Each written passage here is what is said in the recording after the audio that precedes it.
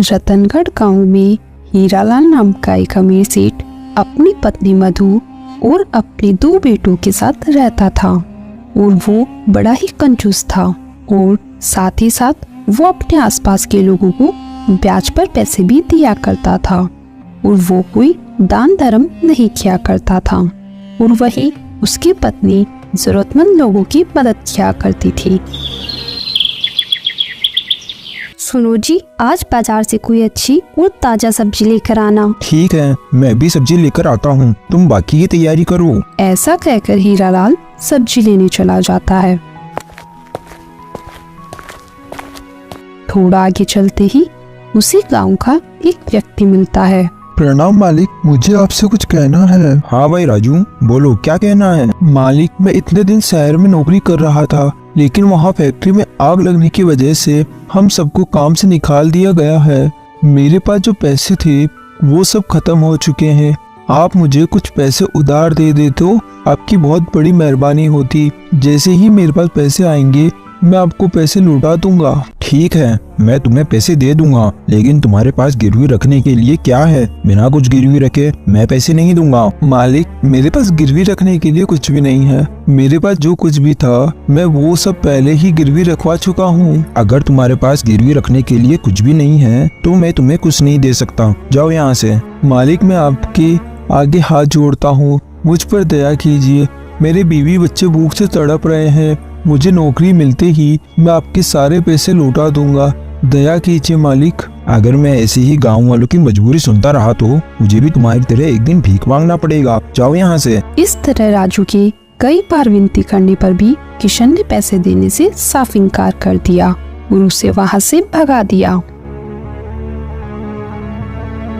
और सेठ सब्जी लेकर अपने घर चला गया।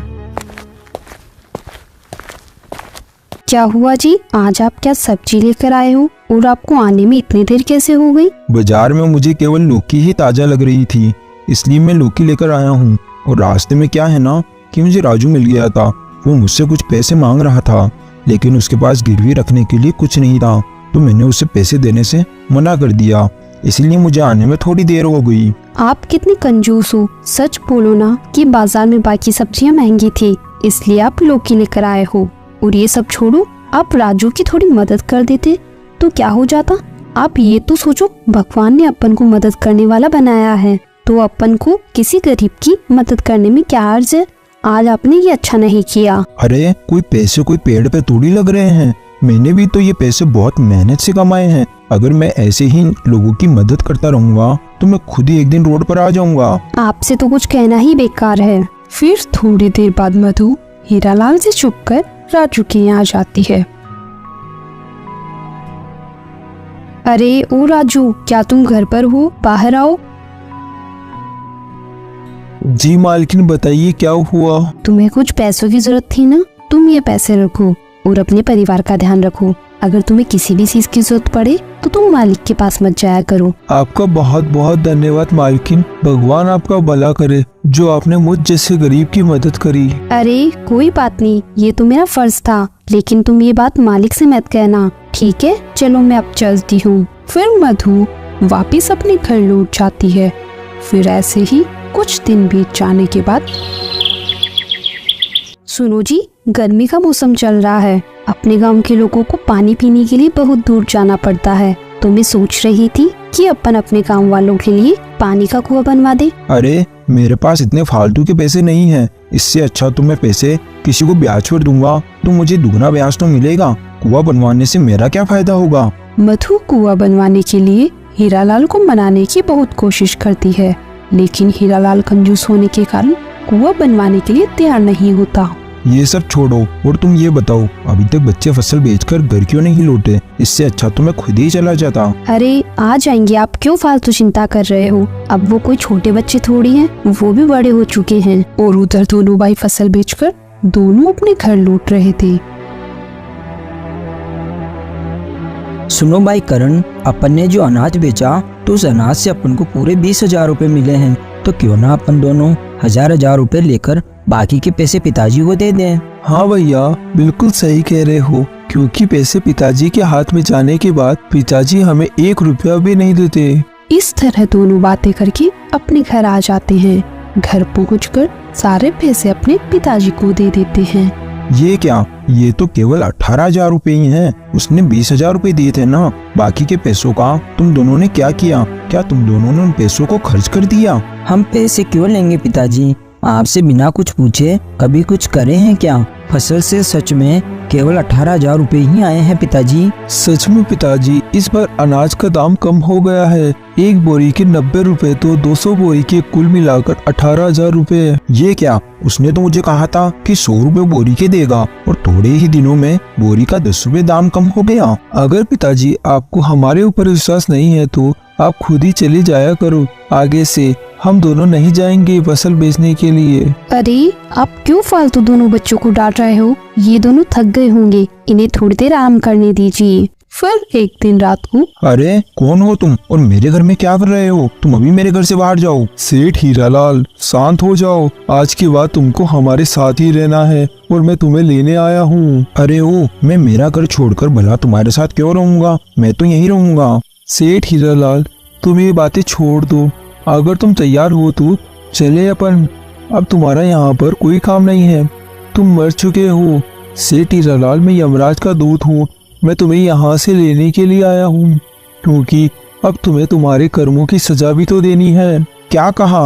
मैं मर चुका हूँ? मैं तो कल रात को ही आराम से सोया था। रात को अच्छे से आलू के पराठे खाया था। मैं ऐसे कैसे मर सकता हूँ? ये कैसे हो सकता है? सेठ हीरालाल, इसी को विधि का विधान कहते हैं।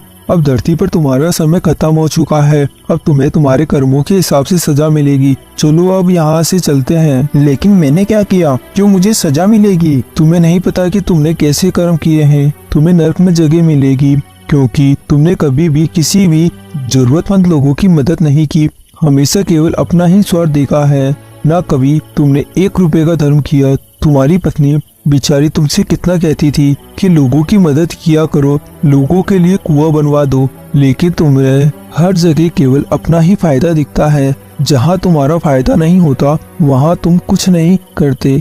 अब तुम आगे आगे देखते जाओ क्या होता है। ठीक है, तो फिर मैं मेरे साथ मेरा दिल लेकर जाना चाहता हूँ। सेठ हीरालाल, तुम अभी भी नहीं सुधरे। मैंने तुमसे कहा ना, तुम यहाँ से अपने साथ कुछ नहीं लेकर जा सकते। तुम यहाँ खाली हाथ आए थे तो तुम्हें यहाँ से हमारे साथ खाली हाथ ही जाना होगा।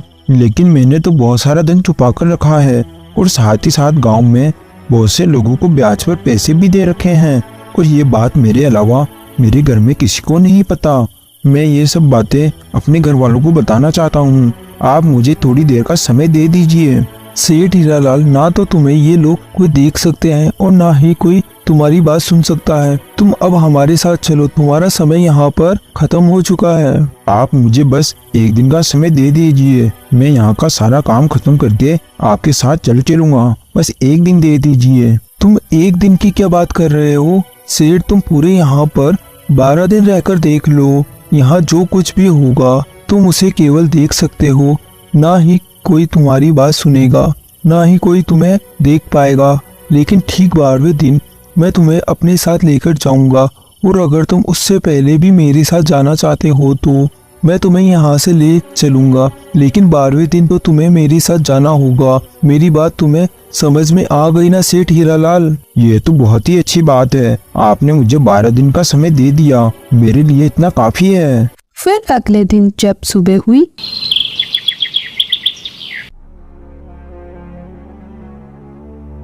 अरे आज ही क्या हो गया? आज ही इतनी देर तक सो रहे हैं। सुबह के 7 बज गए फिर भी नहीं उठे। सुनो जी, उठो, क्या हुआ आपको? उठो, सुबह हो गई। अरे अब उठ भी जाओ, 7 बज रहे हैं। अरे ये इतना उठाने पर भी नहीं उठ रहे, इन्हें क्या हो गया?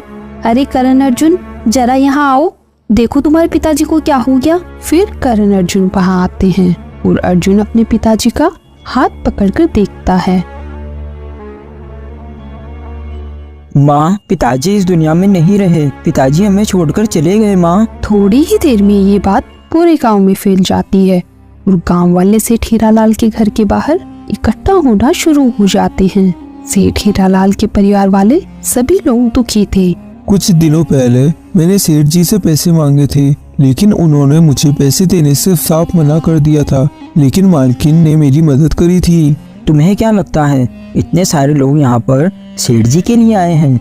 नहीं, बिल्कुल नहीं। यहाँ पर सभी लोग केवल मालकिन की वजह से ही आए हैं, क्योंकि मालकिन ही है जो अपने पूरे गांव का भला करती है। लेकिन मैं तो खुश हूँ कि ये चले गए, अब मुझे इनका ब्याज भरने की कोई जरूरत नहीं पड़ेगी। देख लिया ना सेठ हीरालाल, तुम्हारे मरने की खबर सुनकर कितने सारे लोग यहाँ आए हैं, लेकिन कोई भी दुखी नहीं है। सब तुम्हारे यहाँ से जाने से खुश है और अब किसी को भी तुम्हारे ब्याज के पैसे नहीं देने पड़ेंगे। आगे आगे देखते जाओ सेठ हीरालाल, क्या होता है। तुमने जैसा किया है तुम वैसा ही भरोगे। तुम लोगों को मैंने कितनी बार पैसे दिए हैं, लेकिन तुम दोनों फिर भी मेरे लिए ऐसा बोल रहे हो। तुम्हें जरा भी दुख नहीं है मेरे जाने का। अरे सेठ अभी रुक जाओ, अभी तुम्हें यहाँ पूरे 12 दिन रुकना है। देखते जाओ लोग तुम्हारे लिए क्या क्या कहते हैं। और इन सब की छोड़ो, तुम अंदर चलकर देखो तुम्हारा परिवार तुम्हारे लिए क्या क्या बोल रहा है। फिर वो दोनों अंदर जाते हैं। सुनो भैया, अब पिताजी के अंतिम संस्कार में कितना खर्चा आ जाएगा? अरे ये कोई समय है ये सब बातें करने का? जो भी आएगा वो आ जाएगा। वैसे भी पिताजी ने वो सारा धन जमा करके रखा है, तो हमें इसकी कोई समस्या नहीं आएगी। इन दोनों को मेरे जाने का तो दुख बिल्कुल भी नहीं है। इन दोनों को तो बस खर्चे की चिंता हो रही है। हीरालाल, इसमें इन दोनों की कोई गलती नहीं है। तुमने भी तो हमेशा बस खर्चे की ही चिंता की है, तो आज ये दोनों भी यही कर रहे हैं। ये सब इन्होंने तुमसे ही सीखा है। अभी तो तुम आगे आगे देखो और क्या क्या होता है। फिर सभी लोग मिलकर सेठ हीरालाल का अंतिम संस्कार कर देते हैं।